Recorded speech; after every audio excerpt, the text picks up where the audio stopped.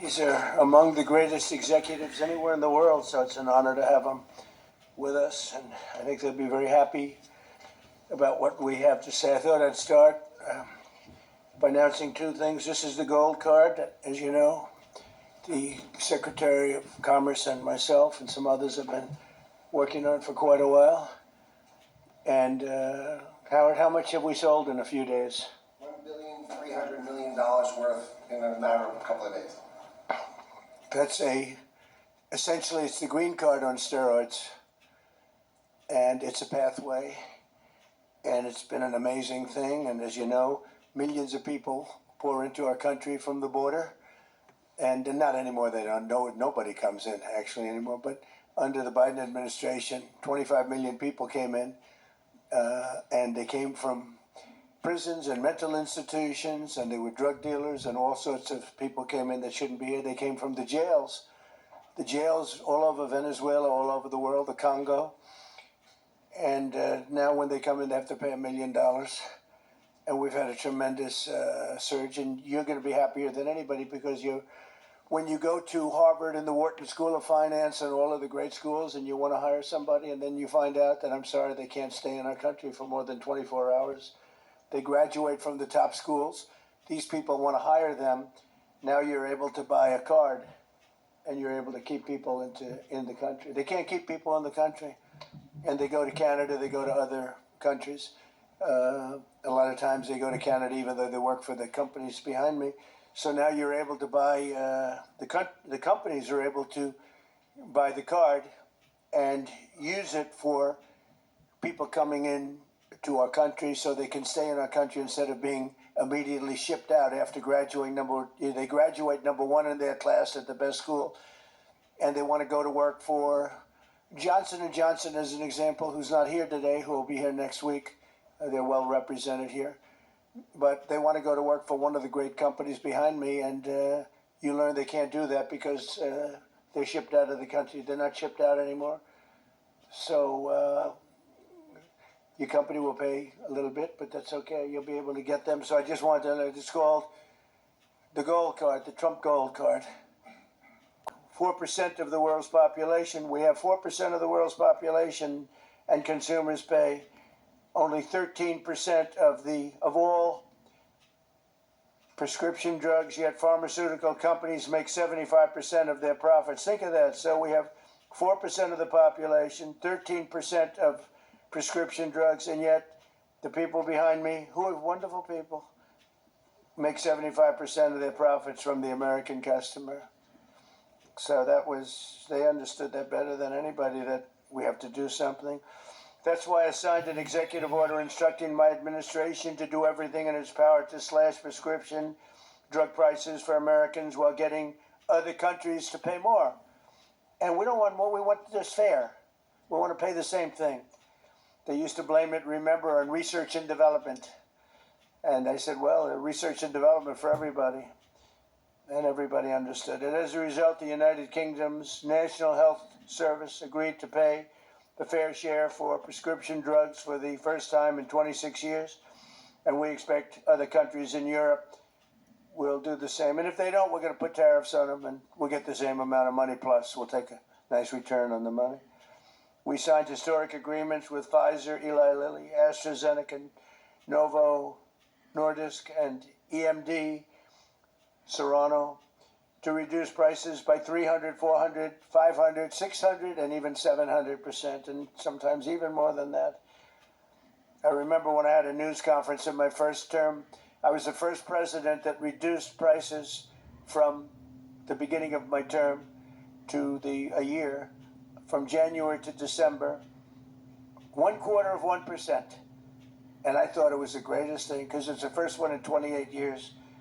Now we're talking about numbers that are so incredible. 0.25%. Think of that. I was proud of it because it hadn't happened in 28 where drug prices went down. Well, now you're going to see numbers that nobody would believe possible. Think of that. 500, 600, 700, 800%. Today we're building on these accomplishments. The companies assembled in this room have agreed to offer all of their drugs to Medicaid and most favored nations pricing. You're going to get most favored nations pricing, meaning they're going to pay our country the lowest price paid anywhere in the world. And they will list their most popular drugs on TrumpRx.gov. TrumpRx.gov. And I didn't name it that. Somebody named it that. And I guess they assumed that was, did you name it, Oz? Or Bobby name it? We all came in together. Okay, well, I'm honored to have the name. And so far that's turned out because the numbers are so incredible. It's an honor. And you're going to get massive discounts to all consumers. So massive discounts will be not even offered. It's just going to be a fact. All consumers will get massive discounts. That's TrumpRx.gov. Every new drug produced by these companies in the future will permanently be offered to American patients at most favored nation prices. You know, people used to talk about that for years, but nobody ever did anything about it. No other president did. And it wasn't easy, but it worked out great, and I'm so proud of the people behind me. As an example of the price reductions we have secured through these new agreements, Santa Fe will cut the cost of its blood thinner Plavix from $750 to less than $16. Wow. Where's Santa Fe? Where are you? What? That's incredible, huh? Could have gone to $17. Maybe. That's amazing. And you're going to do tremendous business. You're going to do much more business. So that's coming from $750. Think of that, $750. And that's the number one blood thinner. I don't want to know about that. I take an aspirin. To less than $16. Think of that. Bristol Myers Squibb, great company, both great companies, will cut the price of HIV medication, Raytaz, from nearly $1,500, $1,500 to $217, like that, because we're bringing them down to the world's lowest price, everything.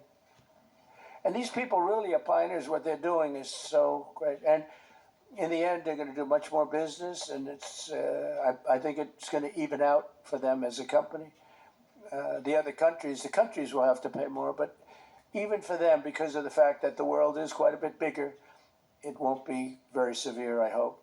I also want to thank these companies and their incredible executives for their generous contribution to American national security, because it's really what it is. It's, to a large extent, national security in addition. You can't continue to pay 13, 14 times more than other countries and think you're going to have security. Collectively, they will invest over $150 billion to build up domestic pharmaceutical manufacturing in America. They're going to be, because of tariffs, they're coming in. And I think because of the love of our country, and maybe because of the November 5th election, but because of tariffs, they're going to be coming in. They're building already. Just about all of them have started. They're building their plants in all states all over the country, and they're building incredible pharmaceutical plants. We're going to have close to 100% of our pharmaceuticals in a very short period of time made in the USA. As part of these agreements, Merck will also donate 3.5 tons of antibacterials to be placed in America's strategic reserve. Thank you very much.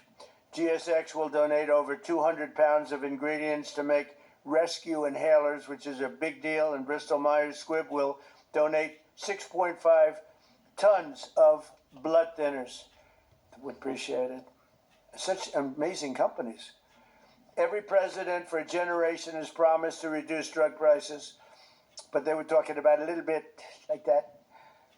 I am the only one of them to ever even think in terms of favored nations, and that's what this is. Favored nations. It's called most favored nation. We are now a most favored nation.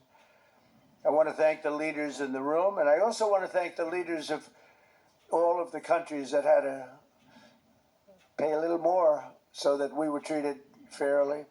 I really do. I want to thank the leaders of countries. And they knew that alternative was not much of an alternative, because if they didn't do it, we were going to charge them tariffs, and the tariffs would have been much more severe than what they did, but they did do it as soon as they realized about the tariffs. Then they did it very easily. No, they're very good people. Let's start with Amgen's executive vice president, who I already introduced, and I introduced the people here. So I'd like to ask Bobby and Oz to say a few words, and